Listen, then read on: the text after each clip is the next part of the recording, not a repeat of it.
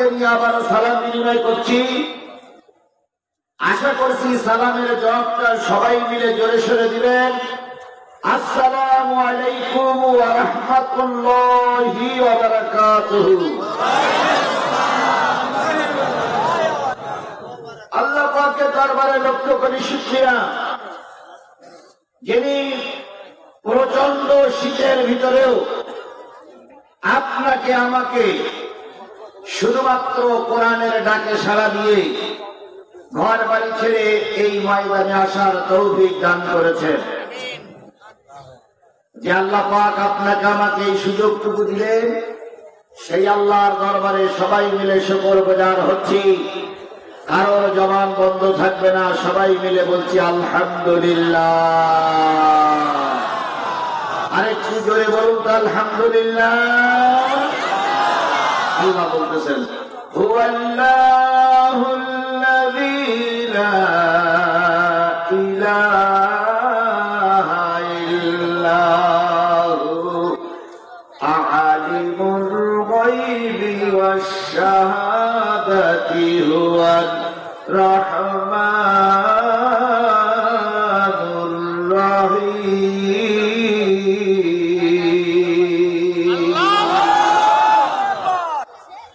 তিনি সেই আল্লাহ, তিনি ছাড়া কোন ইলাহ নাই, তিনি ছাড়া কোন আইনদাতা নাই, রিজিকদাতা নাই, হুকুমদাতা নাই। আর তিনি হলেন দাতা এবং দয়ালু, সেই আল্লাহর শুকরিয়া আলহামদুলিল্লাহ। আরেকটু জোরে বলুন তো আলহামদুলিল্লাহ। সব প্রশংসা তোমার আল্লাহ, তুমি প্রভু নিখিলের, তুমি রহমান, তুমি যে রহিম, কাজী রোজ মহাশরে।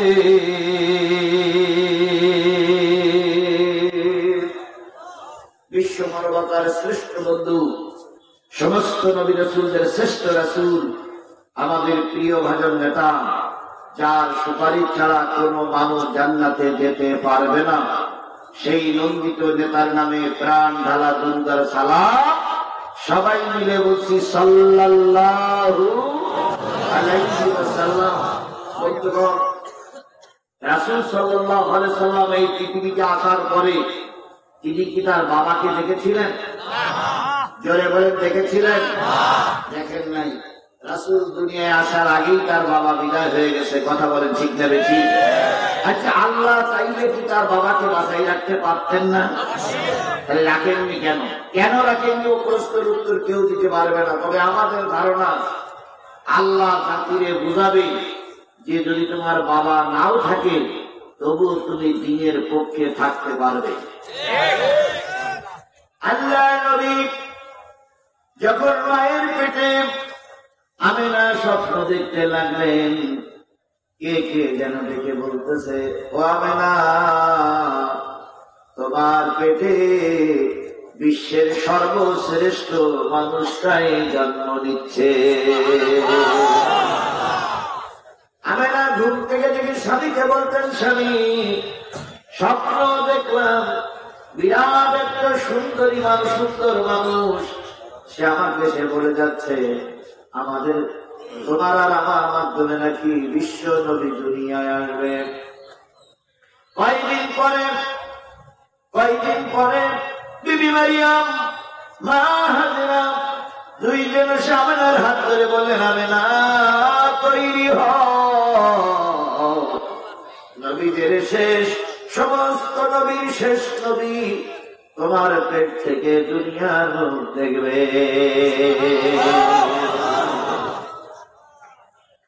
আমিনা স্বামীর গলা জড়াই ধরে বললেন, স্বামী, বিশ্বের সর্বশ্রেষ্ঠ মানুষটা আমার ঘরে আসবে, অথচ সে আসার পরে বিছানা করার মতন কোন বেডশিট আমার কাপড়ায় নাই, আরে যে একটু আদর আপ্যায়ন করবো কোনো মাল সামানা নাই।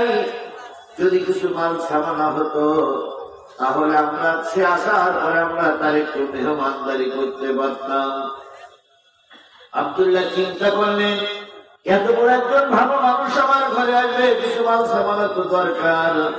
তিনি ইরাদা করলেন আমি ব্যবসার উদ্দেশ্যে মদিনায় যাব, শাম যাব, সিরিয়ায় যাব। তিনি যখন ব্যবসার উদ্দেশ্যে কিছু মাল সামানা নিয়ে বাইরে হলেন, আমিনা যে বললেন আমার স্বামী তাড়াতাড়ি ফিরে এসো, তুমি যতক্ষণ ফিরে না আসবে ততক্ষণ তোমার কত পারেছে আমি অপেক্ষায় থাকলাম। আমার বন্ধুগণ, নবী যে ঘরে হাঁটবে সেই ঘরে লণ্ঠনে তেল নাই, বিছানা নাই, ঘরের সামিয়ানা, ঘরের কি বলে ছাদ নাই। এমন একটা জীর্ণ শীর্ণ ঘরে জন্ম নিলেন বিশ্বের সবচেয়ে ভালো মানুষটি। আপনারা যারা দেখেছেন, আমরা যারা দেখেছি, সবাই স্বীকার করে, ও অঙ্গনও স্বীকার করে, আমি আমার দেশের হুজুররাও স্বীকার করে, এমনকি আমলিগাওয়ালারা স্বীকার করতেন, বিএনপিওয়ালারা স্বীকার করে, বিশ্বের সবচেয়ে ভালো মানুষের ভিতরে যারা ছিল, বাংলাদেশের সবচেয়ে ভালো মানুষের ভিতরে যারা ছিল, তার ভিতরে আল্লামা সাঈদী একজন। কথা আমলিগাওয়ালারা স্বীকার করে না, করে না? আরে বাবা, দুই চারজন বিরোধিতা করেছে, ক্ষমতা ঠিক হয়ে দেখা চলেছে। যারা বিরোধিতা করেছে ওরাও জানতো আল্লামা সাঈদীর চাইতে ভালো মানুষ আর এই সমাজে কেউ ছিল না। তারপরে ক্ষমতা টিকে রাখার জন্য ছলে বলে কলে কৌশলে দৌড় দিয়ে তাকে ইঞ্জেকশন দিয়ে মেরে দেওয়া হল। এই রক্তির বাড়ি একেবারে নিচু এলাকায়, একেবারে প্রত্যন্ত অঞ্চলে, গ্রাম এলাকার থেকে বেরিয়ে এসেছিলেন বিশ্বনন্দিত মুফাসসির আল্লামা সাঈদী। কথা বলেন ঠিক না বেঠিক? গোটা বাংলাদেশের মানুষের কাছে একটা প্রচার আছে, বগুড়ার মাটি বিএনপির ঘাঁটি। এটা একটা প্রচার আছে না? প্রচার আছে কিনা আমি বাইরে থেকে যারা শুনতেছে সেইটাই বলতেছে। বগুড়ার মাটি সবাই প্রচার করে, কিন্তু দেখেন বগুড়ার মাটিতে যার কারণে বিএনপির এত পরিচয় হলো, সেই শহীদ প্রেসিডেন্ট জিয়াউর রহমানের বাড়িটা একেবারে প্রত্যন্ত অঞ্চলে। তিনি কিন্তু শহরের মানুষ নয়, শহরের মানুষ তিনি কিন্তু একটা প্রত্যন্ত অঞ্চলের মানুষ। তাই যারা ভালো মানুষ, যারা কর্ণধার জাতির, যারা পরিচিত মুখ, তারা ওই রকম নিচু এলাকার গ্রাম এলাকার থেকে বেরিয়ে আসে। কথা বলে ঠিক না ঠিক? আল্লাহ নবীও তাই বেরিয়ে আসবেন। নবী আমিনার পেটে আব্দুল্লাহ চলে গেলেন ব্যবসার উদ্দেশ্যে।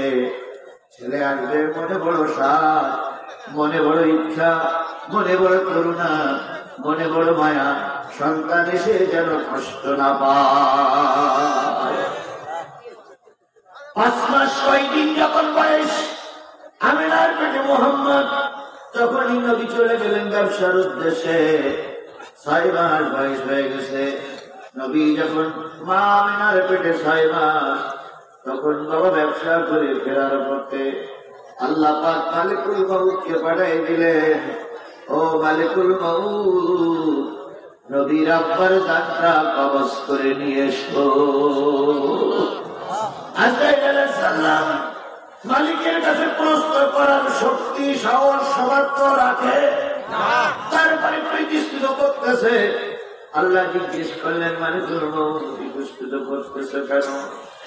আজরাইল আলাইহিস সালাম বলেন, আল্লাহ তোমার হাবিব মায়ের পেটে ছেলের মুখে হাসি ফুটানোর জন্য, বাবা গেছে ব্যবসার জন্য, ব্যবসা করে ফিরে আসার আগে আমার হুকুম করতেছে যান কবজ করতে, যান কবজ করতে হবে, কিন্তু তোমার হাবিব বলো কষ্ট পাবে। আল্লাহ বললেন, ফেরেশতা আমার চাইতে তুমি ভালো জানো না, তোমার ডিউটি তুমি পালন করো, আমার হাবিবের দায়িত্ব আমি নিজে হাতে নিয়ে নিলাম। তাহলে আল্লাহ রাব্বুল আলামিন তার হাবিবের দায়িত্ব নিজে হাতে নিয়ে নিয়েছেন। আপনারা তো সেই নবীর উম্মত, সবাই তো সেই নবীর উম্মত, তাহলে ওখানে দাঁড়াই আছেন কেন?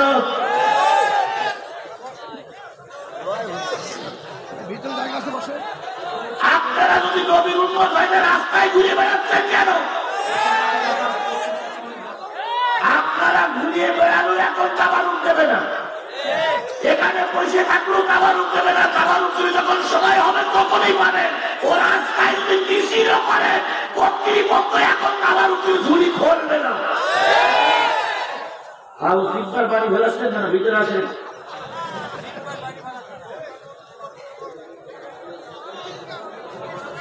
তাহলে নবীর উম্মত যারা হয় তারা নবীর কোরআন শোনার জন্যই বসে কথা বলেন, ঠিক যাবে ঠিক, আরো জোরে বলেন ঠিক যাবে ঠিক।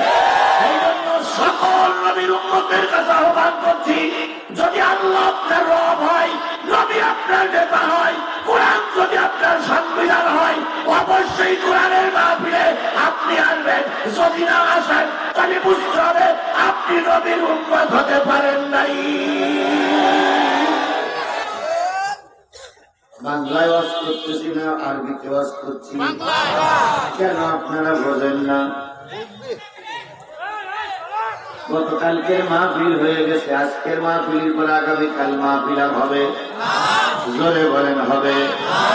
বুঝাই আমি দেখতেছি, আপনি বললে হবে না, আমি দেখতেছি।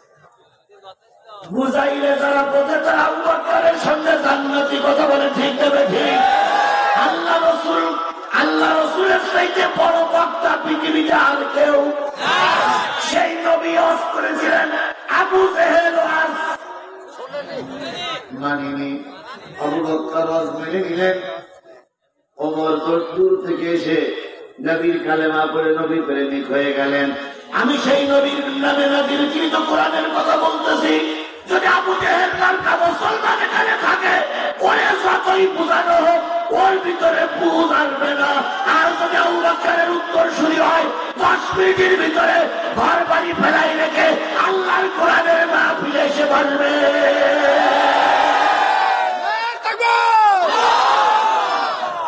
আমরা দেখতে চাই আপনারা আবু জেহেলের দলের লোক না নবী মুহাম্মদের দলের লোক?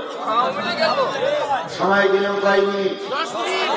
10 মিনিটের ভিতরে যদি রাস্তাঘাটের দোকানের লোক না আসে, আধা ঘন্টা মাহফিল বন্ধ থাকবে। 20 জন করে দল বেঁধে সমস্ত বাজারে যাব, যেখানে পাবো বাজারে, যেখানে করে মাহফিলে আসবো। কোরআনের মাহফিল হবে, বাজার করা বাড়ি না।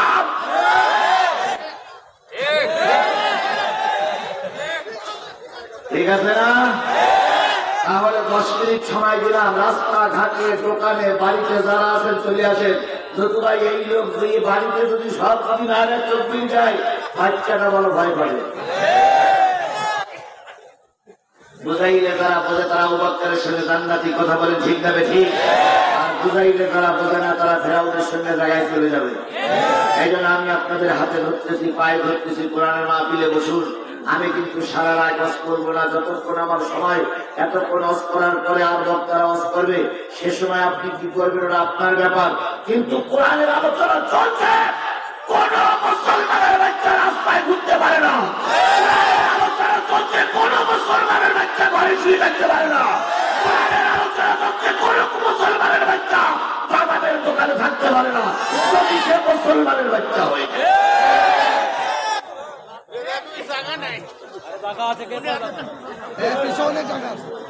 আমি দেখতেছি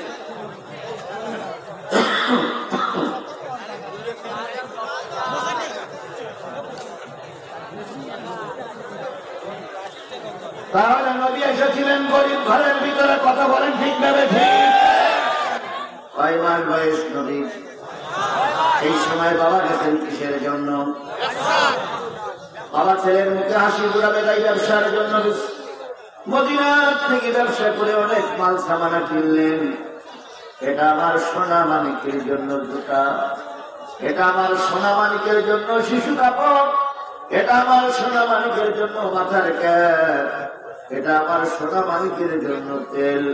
মাল সামানা কিনে নিয়ে নবীর বাবা যখন মক্কা অভিমুখে রওনা হয়ে গেলেন, প্রতিমধ্যে আল্লাহ পাক আজরাইলকে বলেন, আজরাইল আর দেরি করা যাবে না, নবীর বাবার জানটা কবজ করে না।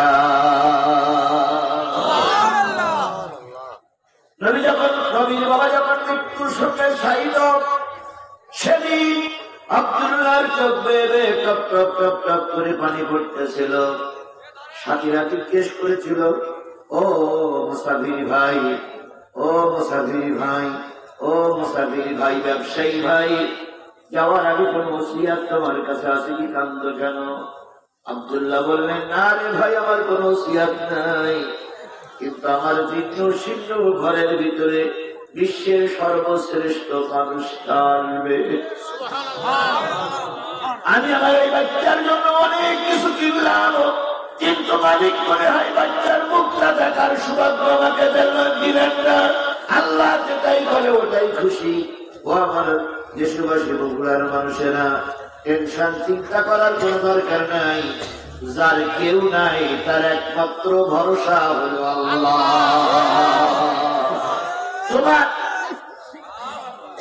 তোমার আমার ভরসাকে আরো জোরে বলুন, তোমার আমার ভরসাকে বলুন তো। আল্লাহর উপরে তাওয়াক্কুল করলে আল্লাহ ইজ্জত বাড়াই দেয় না কমায় দেয়। সুতরাং আল্লাহর পরে তাওয়াক্কুল করে আমরা আজকের এই কোরআনে বসেছি রসুলের তরিকা মোতাবেক। তাই রসুলের নামে দুরূদ আর সালাম সাল্লাল্লাহু আলাইহি ওয়াসাল্লাম। নবী 6 মাসের কালে পিতাহারা হইলেন, দুনিয়াতে এসে নবী পিতাকে না দেখিলেন। দিনের নবীজি আমার এতিম ছিলেন, দিনের নবীজি আমার গরিব ছিলেন। নবী ছাগল চরাতেন, নবী মাঠে বেড়াতেন, নবী ছাগল চরাতেন, নবী মাঠে বেড়াতেন। হালিমার গৃহে নবী বসত করিতেন, দিনের নবীজি আমার এতিম ছিলেন, দিনের নবীজি আমার গরিব ছিলেন। সেই নবী কিয়ামতের দিন সর্বপ্রথম কাদের কথা বলবেন আল্লাহর কাছে? উম্মতের কথা। সেদিন তার মেয়ের কথা বলবেন না, জামাইয়ের কথা বলবেন না, চাচার কথা বলবেন না, দাদার কথা বলবেন না। সেদিন বলবেন, রব্বি হাবলি উম্মতি, আয় আল্লাহ আমার গুনাহগার উম্মত গুলোরে মাফ করে দাও। তাহলে সেই নবীর সুপারিশ আমাদের দরকার আছে না নাই? যদি থাকে আমরা সে নবীর নামে দুরূদ আর সালাম দিয়ে শুরু করছি। আর যারা বাইরে আছেন তাদের কাছে অনুরোধ করছি, দয়া করে কোরআনের মাহফিলে এসে বসুন। আমি কিন্তু 12টার উপরে যাওয়ার নিয়ত নাই, 2-5 মিনিট আপ ডাউন হতে পারে, 12টা পর্যন্ত কথা বলবো। এতটুক সময় আল্লাহ পাক যদি নবীর উম্মত হন দিনের খাতিরে কবুল করুক। সকলে মিলে বলুন আমিন, আরো জোরে বলেন আমিন। তাহলে রাসূলের নামে দুরূদ আর সালাম সাল্লাল্লাহু আলাইহি ওয়াসাল্লাম। এবার বলুন তো, বিশ্বের সবচেয়ে বড় যিনি, তিনি কে? আল্লাহ। পৃথিবীর সবচেয়ে যিনি বড়, তিনি কে? আল্লাহ। আল্লাহর উপরে বড় আর কেউ আছে? জোরে বলেন, আর কেউ আছে? মানুষের ভিতরে সর্বশ্রেষ্ঠ মানুষ তিনি কে? আল্লাহর নবী। কথা বলেন, কথা বলেন, কথা বলেন। কিতাবের ভিতরে সবচেয়ে শ্রেষ্ঠ কিতাব, তার নাম কি? আল্লাহ হলো সবার বড়, নবী হলো সব মানুষের শ্রেষ্ঠ মানুষ, কোরআন হলো সব কিতাবের শ্রেষ্ঠ কিতাব। কথা বলে, সেই আল্লাহর কোরআন নাযিল হলো নবীর উপরে। সেই শ্রেষ্ঠ কোরআনের শ্রেষ্ঠ নবীর বাণী যারা শুনতে বসে, জেনে নিও এদের চাইতে ভালো মানুষ আসমানের নিচে জমিনের উপরে আর একটাও নাই। তাহলে তাই যদি হয়, আপনারা শ্রেষ্ঠ মানুষ, আর বাদামের দোকানে যারা ঘুরে বেড়াচ্ছে নিশ্চয়ই তারা নিকৃষ্ট মানুষ। আল্লাহর ভাষায় এরা হলো চতুষ্প জন্তুর মতো, বালুন মাদাল, বরং তার সেই তার নিকৃষ্ট। রে ভাই, আমরা চতুষ্প জন্তু না হয়ে মাহফিলে এসে দেখো পিছনে কিছু লোকের জায়গা আছে, আল্লাহ ওই জায়গাটা তোমার আমার জন্য কবুল করুন। এখানে এসেছি তাফসীরুল কোরআন মাহফিল শুনতে, তাফসীর কোরআন থেকে আলোচনা হোক, এটাকে আপনারা চান? সবাই মিলে বলেন চান? এই তাফসীরটা দিয়েছে মাহফিল কর্তৃপক্ষ, কথা বলেন ঠিক না বেশি? আপনাদেরও দাবি আছে, আমাদেরও দাবি আছে, আর কমিটিরও দাবি আছে। আপনারা দাবি, আপনারা এসেছেন কি শোনার জন্য? আমি এসেছি কি বলার জন্য? কর্তৃপক্ষ আমাদের দাওয়াত করে নিয়ে এসেছে কেন? আমি কোরআন শোনাবো আর আপনারা কোরআন শুনবো, এই জন্য তো কর্তৃপক্ষ আমাদের দাওয়াত করেছে, কথা বলে ঠিক না ঠিক? তাহলে আমি এখন কোরআন থেকে আলোচনা করব আর আপনারা কোরআন শুনবেন। যদি কোন নেতার গায়ে লাগে আর সে নেতা যদি চুলকানি শুরু করে, এর জন্য আমরা দায়ী না, দায়ী হলো কর্তৃপক্ষ।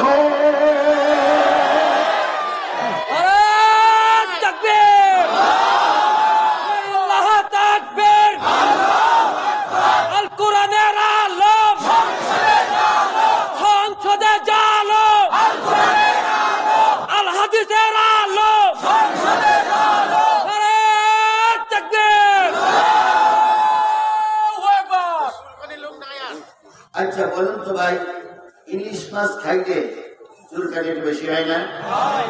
যার চুলকানি তো সে বলে ইলিশ মাছ দেখি তার গা চুলকায়, অ্যালার্জি থাকতো, তার কি ইলিশ মাছ দেখলে কি হয়?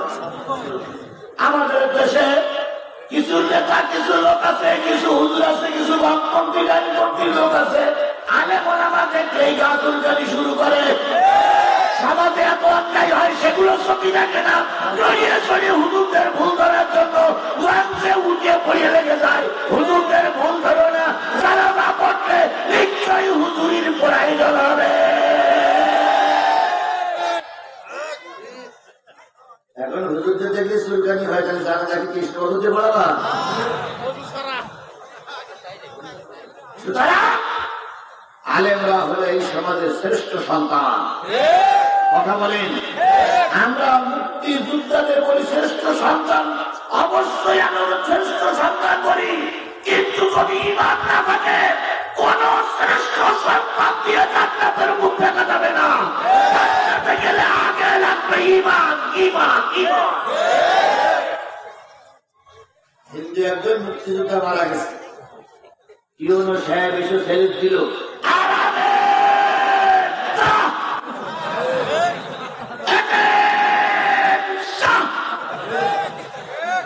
তারপর আমার মুক্তিযোদ্ধাদের কবরের দিকে অথবা শ্মশানের দিকে বাঁচিয়ে বলেন তো, একজন ব্যক্তির ঈমান নাই, ওই ব্যক্তির সেলুট দিলেই কি জান্নাতে যাওয়া যাবে? একজন ব্যক্তি বামপন্থী, কোরআন বিরোধী, ও যত বড় মুক্তিযোদ্ধা, ওর মৃত্যুর পরে হাজারো পুলিশ এনে সেলুট দিলে জান্নাত পাওয়া যাবে না। এই জন্য জাতির শ্রেষ্ঠ সন্তান হলে আলেমেরা। হাজারো কাজের ভিতরে আলেমদের দিয়ে একটা ভুল থাকাটাই স্বাভাবিক, হতেই পারে। সুতরাং আলেমদের নিয়ে কথা বলতে গেলে নিজের দিকে আগে তাকাও, তোমার চেহারাটা আয়নায় দেখো, যে তুমি তাদের নিয়ে সমালোচনা করতেছো তারা কোথায় আর তুমি কোথায়। তোমরা আল্লামা সাঈদী বলেছিলেন রাজাকার, আল্লামা সাঈদীর জানাজা পড়তে দেওনি। আল্লামা সাঈদী এখন গোটা বিশ্বের কোটি কোটি মানুষের হৃদয়ের ভিতরে জায়গা করে বসে আছে। তোমরা যারা জানাজা পড়তে দেওনি, তোমরা টুকরি বেঁধে নিয়ে বাংলাদেশ ছেড়ে চলে গেছ। খোদার কসম, তোমরা আলেমের জানাজা বন্ধ করেছিলে, আর বাংলাদেশের 18 কোটি মানুষ এই বাংলাদেশের 3.5 জায়গা তোমাদের জন্য রাখিনি, তোমাদের পাপড় দেওয়া পর্যন্ত বন্ধ।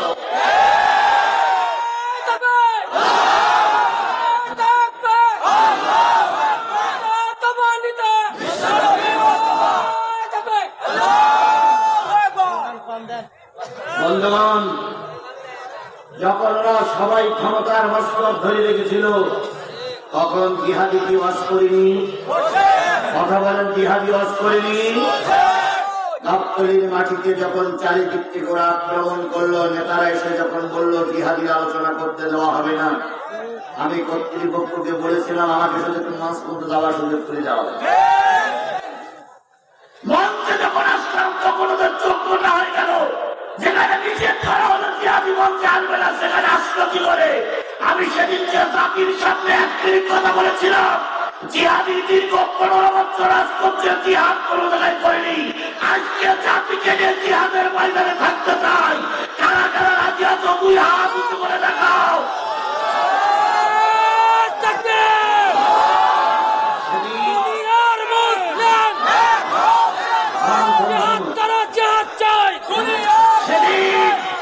সেদিন ওরা বাধ্য হয়ে ময়দান থেকে পালাই যেতে বাধ্য হয়েছিল। ওরা বলেছিল এখান থেকে হুজুরি ধরা যাবে না, দেখি পথের মুখী ধরা যায় কিনা। পথের মধ্যে ওরা আমাকে ধরতে পারেনি, আলহামদুলিল্লাহ। তাহলে সেদিন হেফাজত করেছিল কি? সেদিন মঞ্চে ছিল ওনারা, নিচে ছিলেন ওনারা, ডাইনে ছিলেন ওনারা, বামে ছিলেন ওনারা, রাস্তায় ছিলেন ওনারা। আর এখন মঞ্চে আমাদের লোক, সামনে আমাদের লোক, পিছনে আমাদের লোক, উপরে আমাদের লোক, নিচে আমাদের লোক। এখন ফাজলামি করার আর সুযোগ নাই।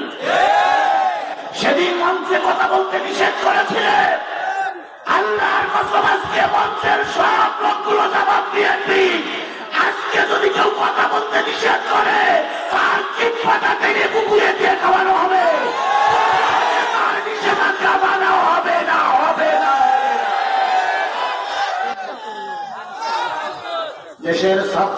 দেশের 18 কোটি মানুষ কারোর কাছে জিম্মি হয়ে নেই, কথা বলে ঠিক না বেশি? তাহলে কোরআনের কথা চলবে, আপনারা এটা শুনতে রাজি আছেন? আল্লাহ আমাদের সবাইকে কবুল করুক, সকলে মিলে বলুন আমিন। আমি আর সামনে না দিয়ে তেলাওয়াত আয়াতের পরে কথা বলতে শুরু করছি। আমি আপনাদের সামনে তেলাওয়াত করেছি সূরা বনী ইসরাঈল। কোন সূরা? এই মুসলমান কথা বলেন, কোন সূরা? সূরা বনী ইসরাঈল। বনী ইসরাঈলদেরকে বলা হতো মুসা আলাইহিস সালামের অনুসারী। আমাদের নবীর অনুসারী যারা, আমাদের নবীর অনুসারী যারা, তাদেরকে বলা হয় উম্মত। কি বলা হয়? সবাই মিলে বলেন।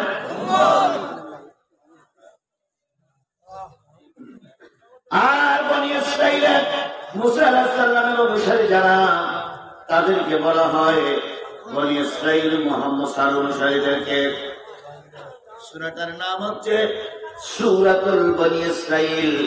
বনী ইসরাঈল 15 নম্বর পারার কোরআন শরীফের 17 নম্বর সূরা।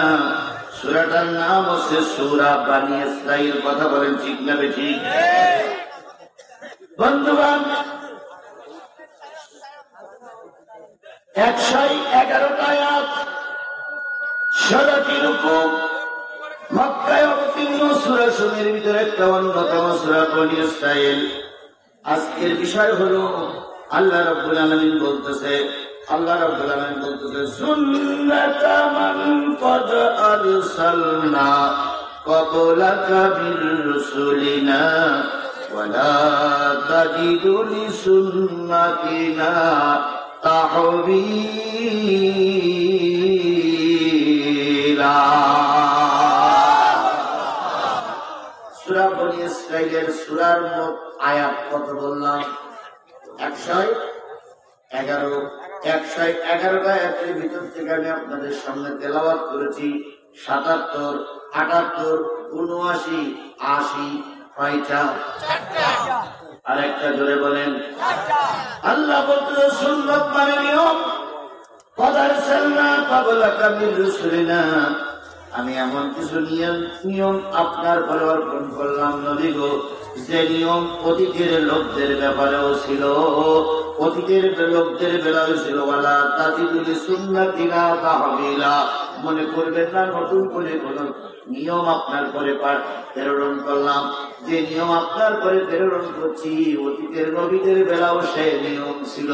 বলুন তো, সব নবীদের বেলায় নামাজ ফরজ ছিল না ছিল না? সবাই মিলে বলেন ছিল। বলুন তো, অন্যান্য নবীদের বেলায় নামাজ কয় ওয়াক্ত ছিল?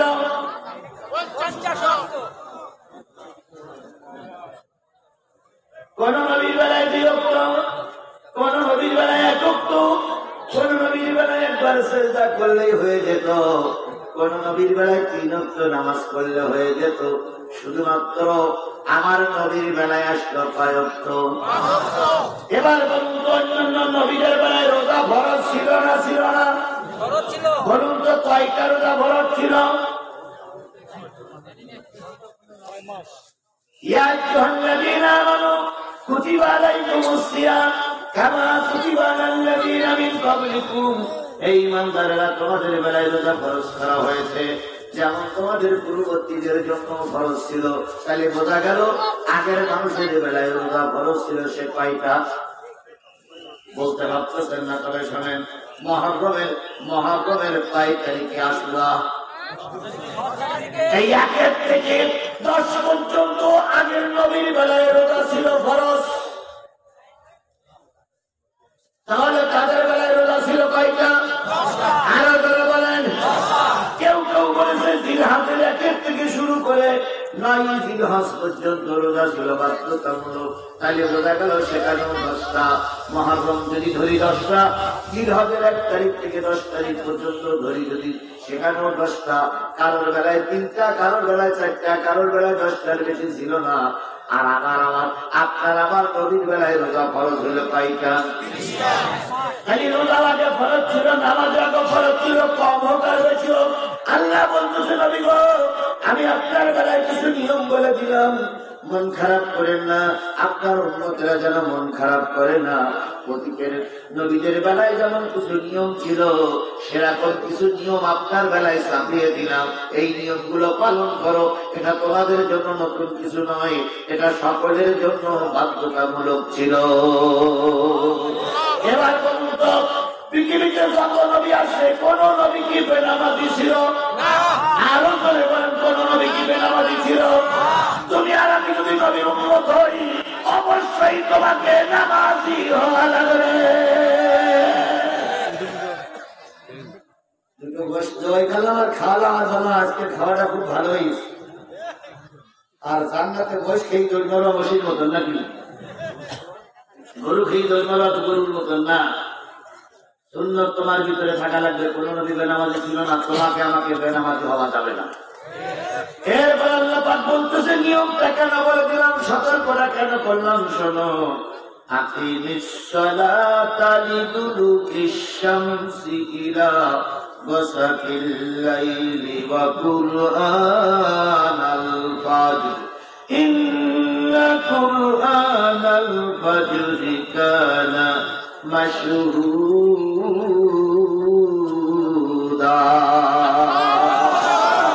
সুতরাং নবী তো তোমাকে বলতেছে আকিমুস সালাহ, নামাজ কায়েম করো, লিদুলুকিশ শামসি ইলা গাসাকিল লাইলি, সূর্য উদয়ের পর থেকে যতক্ষণ রাত না হবে ততক্ষণ পর্যন্ত তুমি নামাজ পড়তেই থাকো। সূর্য উদয়ের আগের থেকে নামাজ পড়া শুরু করবা, আর পড়বা কোন পর্যন্ত? লিদুলুকিশ শামসি ইলা গাসাকিল লাইলি, সূর্য ডুবে যাওয়ার পরও রাত পর্যন্ত পড়বা। দুলুকিশ শামসি ইলা গাসাকিল লাইলি ওয়া কুরআনাল ফাজর, ফজরের কোরআন তেলাওয়াত করবা। ইন্না কুরআনাল ফাজরি কানা মাশহুদা, জেনে রেখো ফজরের কোরআন তেলাওয়াত তোমার জন্য সাক্ষী হয়ে যাবে। তাহলে ফজর থেকে এসা পর্যন্ত মোট নামাজ কয় ওয়াক্ত? আরো ধরে বলেন, আরো ধরে বলেন। ফজর থেকে এসা পর্যন্ত নামাজ হলো 5 ওয়াক্ত। আল্লাহ বলতেছেন দুলুকিশ শামস, সূর্য যখন ঢলে পড়বে,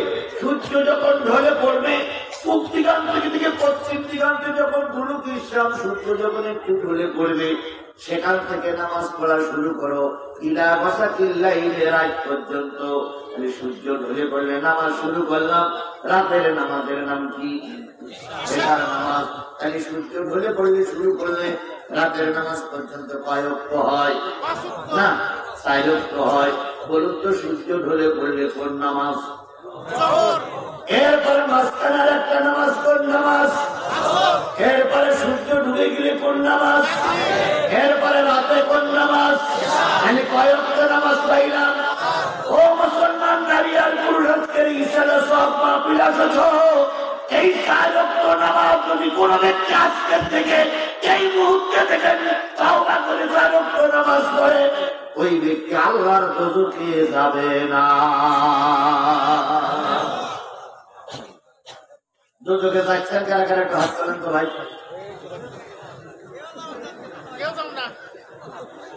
কেউ যাবেন না? কেউ যাবেন না? আচ্ছা, বেহেশতে যেতে চান কারা কারা একটু হাত তোলেন।